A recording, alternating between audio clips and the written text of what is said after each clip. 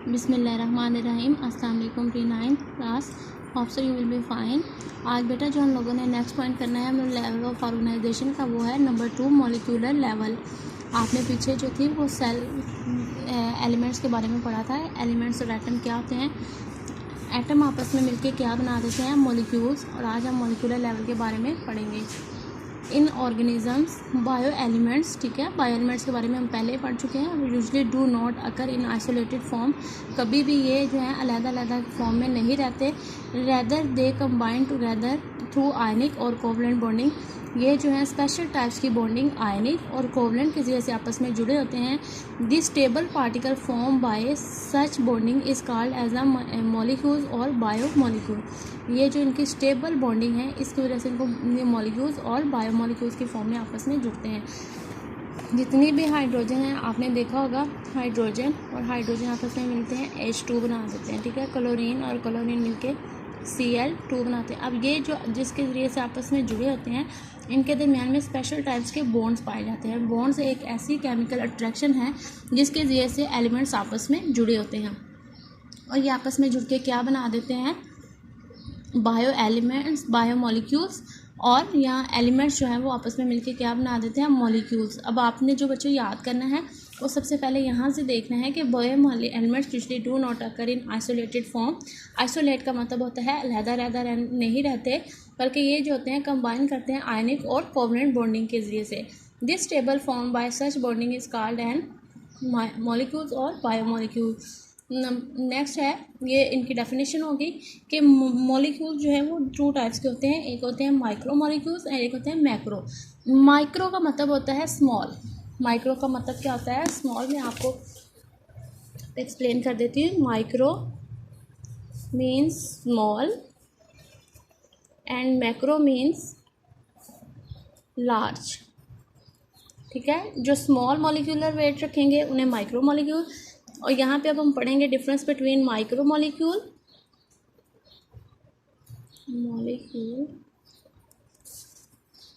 And macro molecule.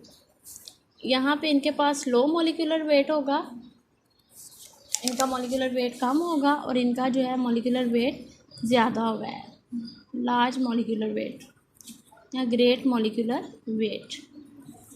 For example proteins, starch, ये जो हैं मैक्रो मॉलिक्यूल्स के अंदर आ जाती हैं। वाटर, इस तरह की चीज़ें, और ग्लूकोज जो है वो लो मॉलिक्यूलर वेट में आते हैं, इन्हें बोलते हैं माइक्रो मॉलिक्यूल्स। अब हम इसकी रीडिंग कर लेते हैं। An organism is form by enormous. Enormous mean बहुत ज़्यादा मिकदार में, कसीर मिकदार में hundreds of biomolecules, number of biomolecules of hundreds of the different types के molecules से मिलने से बनते हैं। These molecules are the building,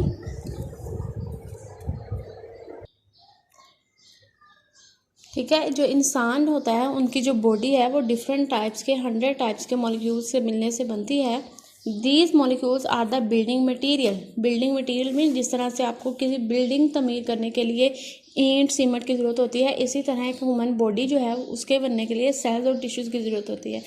these building materials are them cells constructed with a great variety and complexity due to the specific bonding arrangement.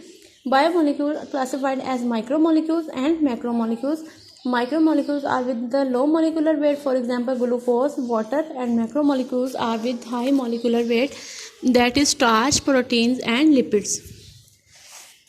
Next जो है वो है ऑर्गेनेलिस एंड सेल लेवल। इसको करने से पहले हम दोबारा से इसी को देखेंगे कि आपने यहाँ पे सबसे पहले लिखने के मॉलिक्यूलर लेवल का क्या मतलब है, कि यहाँ से आपने इसकी डेफिनेशन लिखनी स्टार्ट करनी है अपनी नोटबुक पे। Bio elements in organism, bio element usually do not occur in isolated form, rather they combine to form ionic और covalent bonding. This stable particle form by such bonding is called as molecules और bio molecules. उसके बाद जो next चीज़ आपने याद करनी है वो है difference between micro molecules and macro molecules. ये आपने लाइन लगा के अपने नोटबुक्स के ऊपर राइट कर लेना है। नेक्स्ट जो आज हमने पढ़ना है वो है ऑर्गेनेलिस एंड सेल लेवल।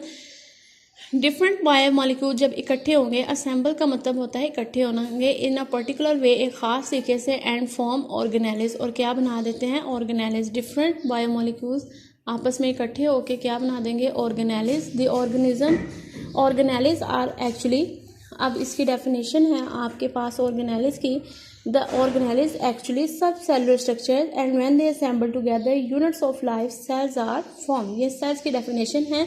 ऊपर जो है आपकी ऑर्गेनेलिस की डेफिनेशन आ गई, इसको आपने अपनी नोटबुक्स के ऊपर राइट कर लेना है कि बायोमोलिक्यूल असेंबल, के बायोमोलिक्यूल्स इकट्ठे होते हैं in a particular way and form the organelles. ये इसकी डेफिनेशन है ऑर्गेनेलिस की। उसके बाद यहाँ से यहाँ तक जो है सेल्स की डेफिनेशन स्टार्ट होती है।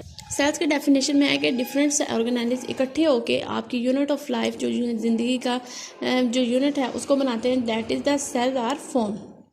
नेक्स्ट, अब ऑर्गेनेलिस की एग्जांपल जो है वो आपने जो राइट करनी है ऑर्गेनेलिस के साथ, वो है each type of organelles specialize to perform a specific function. हर ऑर्गेनेलिस जो है वो एक स्पेसिफिक फंक्शन जो है वो परफॉर्म करता है। इन ऑर्गेनेलिस के बारे में डिटेल से जो हम लोगों ने पढ़ना है वो यूनिट नंबर 4 है, लेकिन यहाँ पे जो उन्होंने बेसिक डेफिनेशन बताई है वो आपने कभी भी नहीं भूलनी। सबसे पहले माइटोकॉन्ड्रिया, ठीक है, माइटोकॉन्ड्रिया जो है एक छोटा सा ऑर्गेनेलिस है जो आपके सेल के अंदर पाया जाता है। आप देखें, सेल आप अपनी आंख से नहीं देख सकते, तो ये सेल के अंदर की स्ट्रक्चर है, तो ये बहुत ही स्मॉल साइज में होता है, लेकिन ये स्पेसिफिक फंक्शन जो है परफॉर्म करता है। For example, these are specialize for cellular respiration. Cellular respiration mean कि ये कार्बन ऑक्सीजन जो हम अपनी बॉडी के अंदर लेके जाते हैं उसको पूरी बॉडी के अंदर जो है ग्लूकोज के साथ रिएक्शन करवाता है और उसके नतीजे में कार्बन डाइऑक्साइड और वाटर जो है वो प्रोड्यूस करवाता है। नेक्स्ट, एक और ऑर्गेनेलिस की बात की गई है, वो है ribosomes. Ribosomes are specialized for the protein synthesis.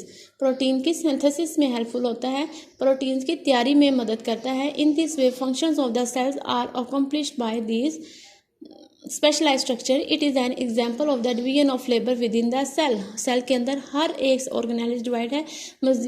For example, ये एक सेल है, यहाँ पे जो ऑर्गेनेलिस पाए जाएंगे, जैसे अभी हमने माइटोकॉन्ड्रिया की बात की, तो इसकी स्ट्रक्चर तकरीबन कुछ इस तरह से होती है। थोड़ी सी रफ स्ट्रक्चर ड्रॉ कर रही हूँ। ये काम जो है वो सेलुलर रेस्पिरेशन में करेंगे। राइबोसोम जो है वो एंडोप्लाज्मिक रेटिकुलम के अंदर पाए जाते हैं, वो भी कुछ इस तरह से स्ट्रक्चर्स होती हैं जिनके ऊपर राइबोसोम्स पाए जाते हैं। ये प्रोटीन की सिंथेसिस में हेल्पफुल होते हैं। एंडोप्लाज्मिक रेटिकुलम भी 2 टाइप्स के होते हैं, एक स्मॉल एंड स्मूथ होते हैं। स्मूथ का जो फंक्शन होता है वो डिटॉक्सीफाई द केमिकल्स होता है। अब आपने जो याद कर लेना है, यहाँ पे सबसे पहले ऑर्गेनेलिस की डेफिनेशन और ये उसकी एग्जांपल्स हैं, माइटोकॉन्ड्रिया एंड राइबोसोम्स। स्पेलिंग आपको माइटोकॉन्ड्रिया के अच्छे से याद होने चाहिए, साथ में राइबोसोम्स के स्पेलिंग अच्छे से याद होने चाहिए कि mitochondria are specialized for cellular respiration and ribosomes are specialized for the protein synthesis. Next है 2 टाइप्स के जो सेल्स होते हैं, एक प्रोकैरियोट्स एंड दूसरे होते हैं यूकैरियोट्स। प्रोमिन बिफोर कैरियोट्स निकला है न्यूक्लियस से। प्रोमिन बिफोर कैरियोट्स न्यूक्लियस से निकला है। In the case of prokaryotes and most protist the entire organism consist of a single cell. सिर्फ एक ही सेल पर मुश्तमिल होता है प्रोकैरियोट्स के अंदर, जिसमें ज़्यादा सेल नहीं पाए जाते। एक ही सेल जो है वो ज़िंदगी के तमाम फंक्शन को परफॉर्म करता है। दूसरे यूकैरियोट्स होते हैं या मल्टी सेलुलर होते हैं, जिसके अंदर डिफरेंट टाइप्स के जो हैं सेल्स हो जाते हैं। In the case of most fungi, all animals and all plants, the organism consist of up to trillions of the cells. ये आपने याद रखना है कि कितने सेल्स पर मुश्तमिल होता है, ट्रिलियंस ऑफ द सेल्स।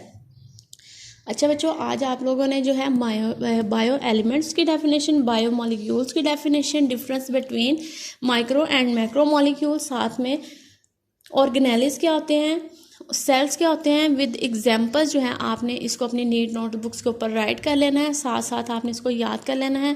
बच्चों, ये आपका ही फ़ायदा है कि आप घर में बैठ के याद कर सकते हैं, क्योंकि आप जानते हैं कि वैसे बाहर के हालात जो हैं बहुत ख़राब हैं। तो ये आपके पास जो है वो गोल्डन चांस है कि आप घर में बैठ के इसलिए अच्छी तरह से याद करें।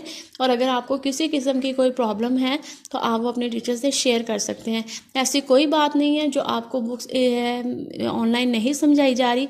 हर चीज़ जो है वो बहुत अच्छे तरीके से एक्सप्लेन की जाती है। काइंडली आप लोगों ने इसको अपनी नीट नोटबुक्स के ऊपर राइट करना है और इसको अच्छे से याद कर लेना है। साथ आपने अपना टेस्ट जो है वो आज स्कूल में सबमिट लाजमी करवाना है।